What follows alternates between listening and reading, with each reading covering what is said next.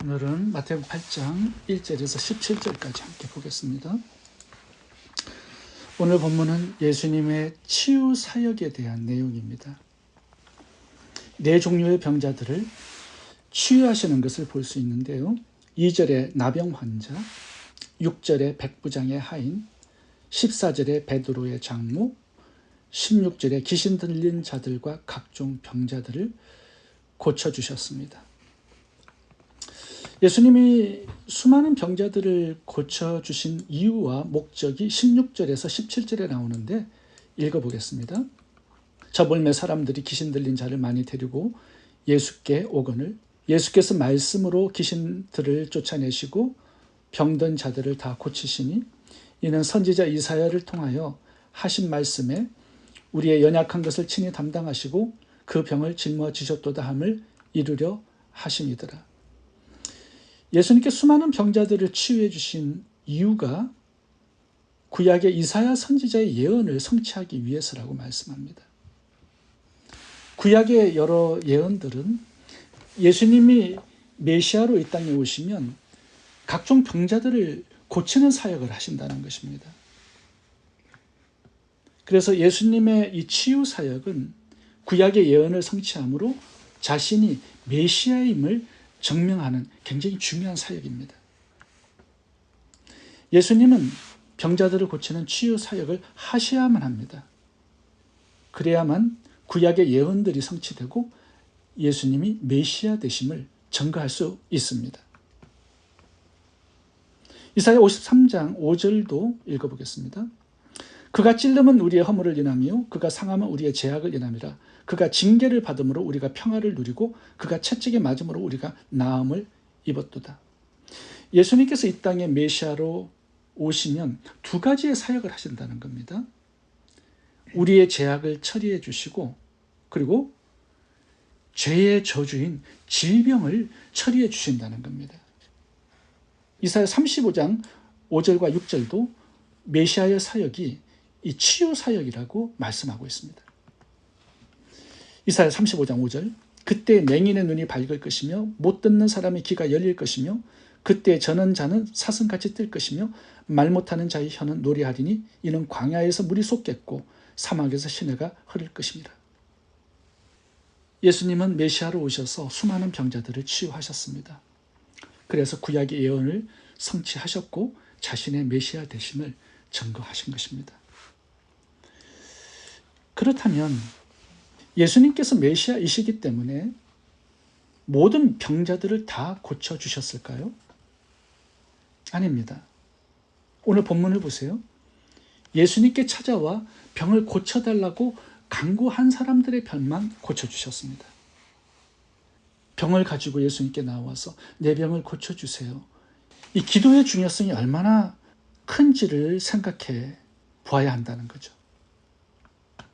병자들이 병 낫기를 기도하지 않는다면 예수님은 메시아 사역을 하실 수 없습니다. 구약의 예언도 성취되지 않습니다. 예수님의 메시아 되심도 증거할 수가 없습니다. 병을 가지고 예수님께 나와서 내 병을 고쳐주세요. 이 간구와 간청이 메시아 사역을 하게 하는 굉장히 중요한 도구가 된다는 거예요. 예수님의 메시아 사역과 메시아 되심의 증거, 구약의 예언 성취, 이게 전부 다 우리들의 기도에 달려 있습니다. 오늘 본문을 보세요. 예수님 주위에 수많은 병자들이 있었습니다. 근데 다 치유해 주시지 않았어요. 찾아와서 간구한 자들의 병만 치유해 주셨습니다. 2절 보세요. 한 나병 환자 한 사람만 치유해 주신 거예요. 5절도 보세요. 백부장의 하인 한 사람만 치유해 주셨어요. 30절 베드로의 장모 한 사람만 치유함을 받았습니다. 16절 보세요. 사람들이 귀신 들린 자를 많이 데리고 예수께 오거늘 찾아와서 고쳐달라고 한 사람들만 고쳐주신 것입니다. 메시아의 사역은요, 제한적입니다. 모든 사람들을 위한 게 아닙니다. 오직 간구하고 간청하고 기도한 자들의 것입니다. 예수님, 내 병을 고쳐주세요. 이렇게 기도하는 것이 얼마나 중요한지를 알아야 합니다. 예수님의 메시아 사역을 가능케 하는 거예요. 구약의 예언을 성취하게 하는 것입니다. 오늘날에도 예수님의 이 메시아의 사역, 치유 사역은 계속 진행되고 있습니다. 왜냐하면 예수님은 영원한 우리들의 메시아이시고 대제사장이시고 구원자이시기 때문에 그래요. 그런데 기도가 없다면 메시아 사역은 진행되지 않습니다. 과거에도 그렇지만 오늘에도 예수님은 우리들의 기도를 가지고 질병을 고치시는 메시아 사역을 수행하고 계시는 것입니다. 17절을 읽어보겠습니다.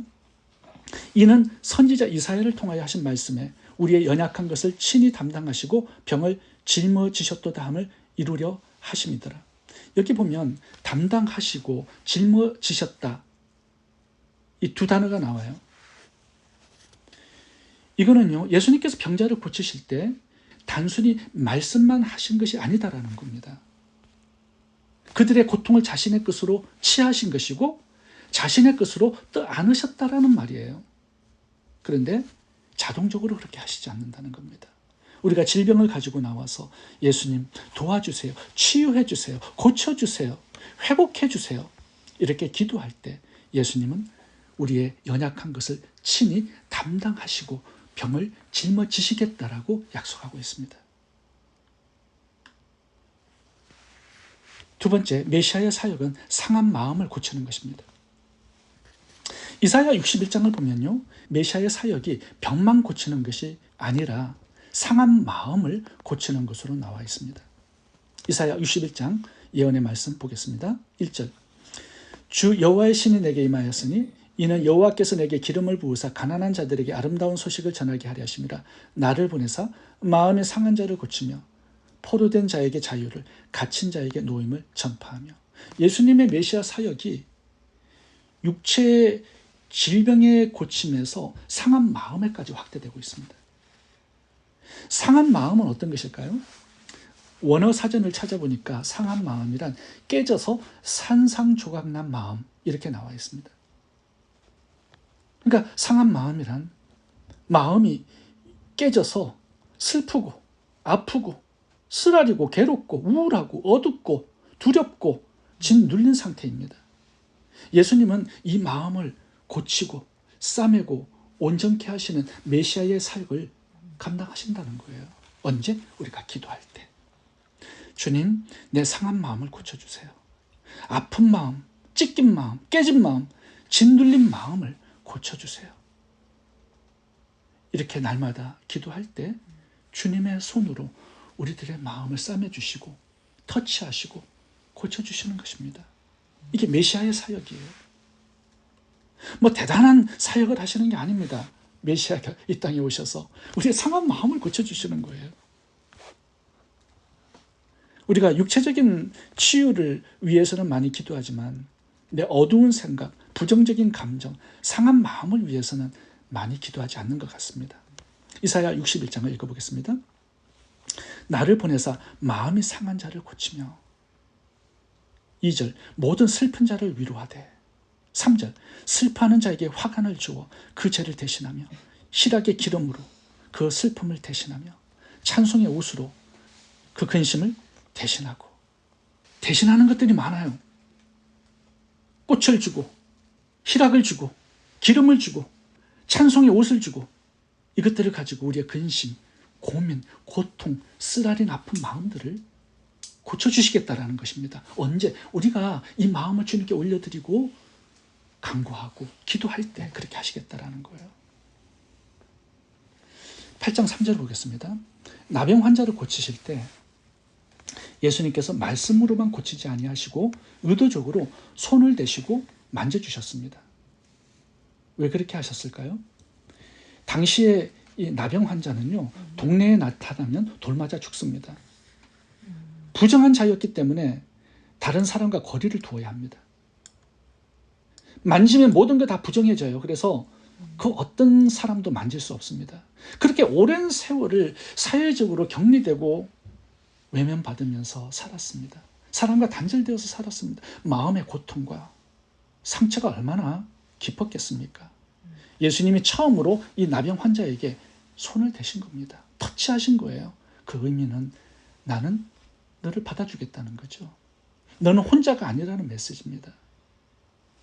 예수님은 육체적 치유뿐만 아니라 상한 마음까지 고쳐주시는 사역을 하신 것입니다. 제사장에게 너의 완치된 몸을 보이고 가정으로 사회로 돌아가 정상적인 생활을 할 수 있도록 해주셨습니다. 백부장이 하인을 치유할 때도 한번 봐보세요. 백부장이 예수님께 나와서 내 하인의 병을 고쳐달라고 간청을 했습니다. 예수님은 백부장에게 명령을 내릴 수도 있어요. 네 하인을 이리로 데려와라.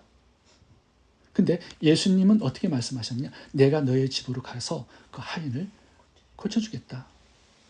백부장이 이 예수님의 말씀을 들었을 때 마음이 따뜻해졌을 겁니다. 하인을 따뜻하게 대하시는 예수님의 마음을 보았어요. 이 하인이 그동안 천대받고 살았습니다. 종으로 무시당하면서 살았어요. 근데 예수님이 나 같은 병자를 만나기 위해서 집으로 찾아오신다는 이 말씀을 들었을 때 이미 그 말씀 한마디로 이 종의 마음은 치유되었을 겁니다. 베드로의 장모를 고쳐주실 때도 봐보세요. 말씀으로만 고쳐주신 게 아니에요. 그 집을 방문해 주셨고요. 손을 잡아 만져주셨습니다. 이 병이 들면 일단은 부정한 여인으로 취급받아서 성전에 들어갈 수 없습니다. 베드로의 장모의 마음을 감동시켜 주시고요. 그 마음까지 치유해 주신 거죠. 귀신 들린 자들을 고치실 때도요. 말씀만 하신 게 아닙니다. 대화도 하세요. 안수도 하시고요. 가치 있는 사람으로 대우를 해주셨습니다. 오늘 본문의 마지막의 결론으로 그라사 광인이 나옵니다. 군대 귀신을 내쫓아 주셨어요. 근데 그 군대 귀신들이 나가면서 돼지떼에게 들어가게 해달라고 간청을 합니다. 그래서 예수님이 허락하셔서 2,000마리의 돼지에게 들어간 거예요. 그리고 낭떠러지기에 다 떨어져서 죽었습니다. 돼지 2,000마리는요 수억 원의 돈이 될 겁니다. 이 그라사 광인 한 사람의 영혼이 얼마나 귀한지를 깨닫게 하시려는 의도가 있었다고 생각합니다.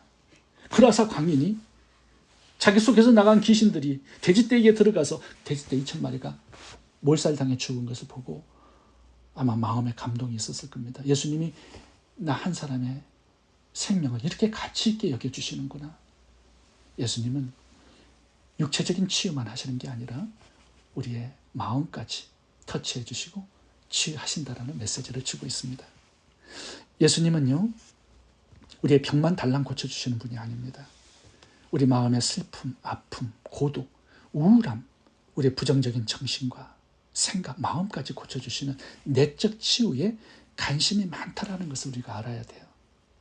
그래서 우리의 내면에 있는 것들을 자꾸 예수님께 가져가서 고쳐달라고 기도해야 합니다. 그럴 때 메시아의 사역이 진행이 되는 거예요.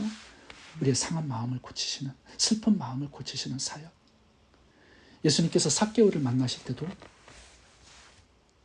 어떻게 하셨습니까? 그의 이름을 불러줍니다. 삭개오야, 내려와라. 그동안 동족들이 삭개오의 이름 부르지 않았습니다. 매국노라고 불렀습니다. 세금을 부당하게 착취해 갔거든요. 그래서 매국노 취급을 받았습니다. 세리는요, 성전에 들어갈 수 없고 법정에도 들어갈 수 없습니다. 근데 예수님이 오셔서 삭개오의 이름을 불러주시고요. 너 집에 하룻밤 묵어야 되겠다 이렇게 말씀해 주셨습니다. 삭개오는 그날 병든 마음을 치료받았을 겁니다.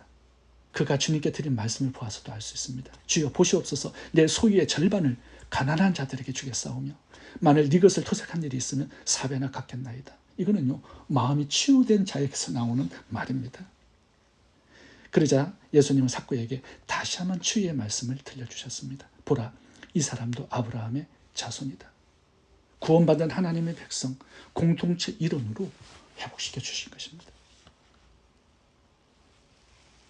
병들고 상한 마음의 치유, 깨진 마음의 치유, 고독과 슬픔, 우울과 절망, 어두움과 두려움의 마음, 주님께 올려드리시기 바랍니다.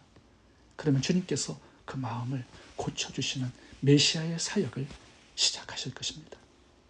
세 번째 메시아의 사역은 환경을 고치시는 것입니다. 구약에 나오는 메시아의 사역은요, 병든 육체를 고치는 것이고 상한 마음을 고치는 것이고 또 하나는 환경을 고치는 것입니다. 이사야 35장 6절에 메시아가 오시면 땅을 고친다라고 말씀하고 있습니다. 6절 읽어보겠습니다. 그때 전원자는 사슴같이 뛸 것이며 말 못하는 자의 혀는 노래하리니 이는 광야에서 물이 솟겠고 사막에서 시내가 흐를 것입니다. 처음에는 치유가 나오는데요, 두 번째는 내가 살고 있는 땅을 치유하신다는 거예요. 삶의 환경을 고치신다라는 거죠. 그 땅이 예전에는 사막이고 광야, 저주받은 땅이었습니다. 그런데 그곳에 물이 흘러요. 시내가 흘러요. 이렇게 하시는 게 메시아의 사역이라는 겁니다. 죽은 땅을, 죽은 환경을 살려서 복되게 하시는 거예요. 물이 솟고 시내가 흐르면 그곳에 생명의 역사가 일어납니다. 나무가 자라고 열매를 맺고 시내가 흐르면 물고기가 살고 주위에 논과 밭이 살아납니다. 먹을 것이 풍성해지는 것입니다. 죽은 경제, 망한 가정이 회복되지 않겠습니까? 우성과 노래와 잔치가 살아나게 될 것입니다. 이것이 메시아의 사역이라는 거예요. 이사야 61장에도 보면요, 메시아의 사역이 땅을 고치는 것으로 나와 있습니다. 61장 7절 읽어보겠습니다. 너희가 수치 대신에 배나 얻으며 농욕 대신에 분깃을 인하여 즐거워할 것이라. 그리하여 땅에서 배나 얻고 영원한 기쁨이 있으리라. 우리가 살고 있는 그 삶의 환경과 땅을 고쳐주시겠대요. 범죄에서 저주받은 땅이지만 이제는 회복시켜 주시겠대요. 그래서 즐거움을 풍성하게 하시겠다는 겁니다. 이게 메시아의 사역이에요. 61장 11절 땅이 싹을 내며 동산이 거기 뿌린 것을 움돋게 함같이 오래 황폐하였던 곳을 다시 쌓을 것이며 예로부터 무너진 곳을 다시 일으킬 것이며 황폐한 성읍 곧 대대로 무너져 있던 것들을 정수할 것이며 너희 양떼를 칠 것이요 이방 사람은 너희 농부와 포도원지기가 될 것이라. 이게 뭐예요? 부유하게 된다라는 거죠. 무너진 모든 것들을 복구시켜 주신다라는 겁니다. 그런데 메시아는 자동적으로 이렇게 해주시는 게 아닙니다. 우리가 기도해야 합니다. 주님, 내 가정, 내 경제, 내 직장, 사업 망가지고 황폐한 곳을 고치고 회복시켜 주세요. 주님은 우리의 기도를 가지고 내 삶의 자리를 고치고 환경을 고치는 메시아 사역을 수행하실 것입니다.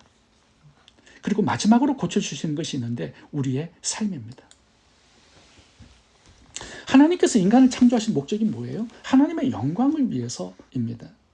그래서 먹든지 마시든지 무엇을 하든지 하나님의 영광을 위해서 하라고 말씀하고 있습니다. 이사야 61장 예언을 보면요, 메시아가 오셔서 하시는 사역이 죄로 인해서 망가지고 저주받은 삶을 회복시켜서 하나님의 영광을 위해서 살 수 있도록 하시겠다는 겁니다.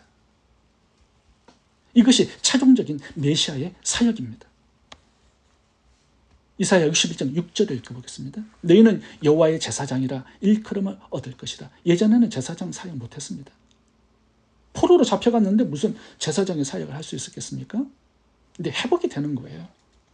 사람들이 너희를 우리 하나님의 봉사자라 할 것이며 이제 하나님의 영광을 위해서 살아가는 인생이 된다는 겁니다. 61장 3절 그들로 의의 나무 곧 여호와의 심으신 바 그 영광을 나타낼 자라 일컬음을 얻게 하려 하십니다. 메시아를 이 땅에 보내신 이유와 목적이 우리를 다시 한번 회복시켜서 하나님의 영광을 위해서 살 수 있도록 그 삶을 주시기 위해서라는 거예요. 이사야 60장 9절 여호와께 복받은 자손이라 인정하리라. 이런 복된 인생, 하나님의 영광을 위한 인생으로 살아갈 수 있도록 우리를 고치고 회복시켜 주시겠다는 겁니다. 이게 메시아의 사역이에요. 하나님은 우상 숭배의 가정에서 자란 아브라함의 삶을 고쳐서 열방을 축복하는 복의 근원이 되게 하셨습니다. 하나님은 이스라엘 백성들을 노예의 삶에서 열방을 축복하는 제사장 나라로 회복시켜 주셨습니다. 예수님은 갈릴리 어부들을 예수님의 제자로 불러서 세상에 복음을 전하는 사도로 회복시켜 주셨습니다. 우리들도 마찬가지입니다. 무가치하고 연약하고 부족한 우리들을 구원해 주시고 하나님의 자녀 삼아 주시고 세상에 복음을 전하여 영혼을 구원하는 선교사의 사명으로 회복시켜 주셨습니다. 하나님의 영광을 위해서 살 수 있도록 회복시켜 주신 것입니다. 이것이 최종적인 메시아의 사역이에요. 주님께서 이 메시아의 사역을 하실 수 있도록 내 삶을 고치셔서 주님의 영광의 도구로 써달라고 기도해야 합니다. 마태복음 8장 결론에는 거라사 광인 이야기가 나옵니다. 예수님께서 거라사 광인 안에 들어간 군대 귀신을 내쫓아 주셨고요. 정신을 온전케 해주셨습니다. 그런데 여기서 끝나는 게 아니에요. 예수님은 그 거라사 광인의 삶도 회복시켜 주셨습니다. 그가 사는 삶의 환경도 회복시켜 주셨어요. 거라사 광인은 대가불리의 복음을 전하는 전도인이 되었다라고 기록되어 있습니다. 마가복음 5장 20절 읽어보겠습니다.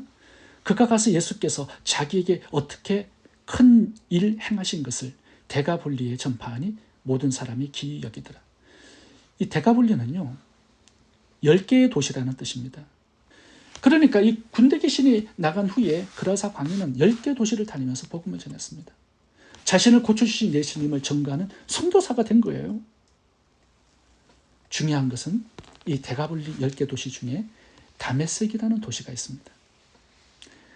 거라사 광인이 복음을 전해서 다메섹이라는 도시에 교회가 세워지고 성도들이 많아졌습니다.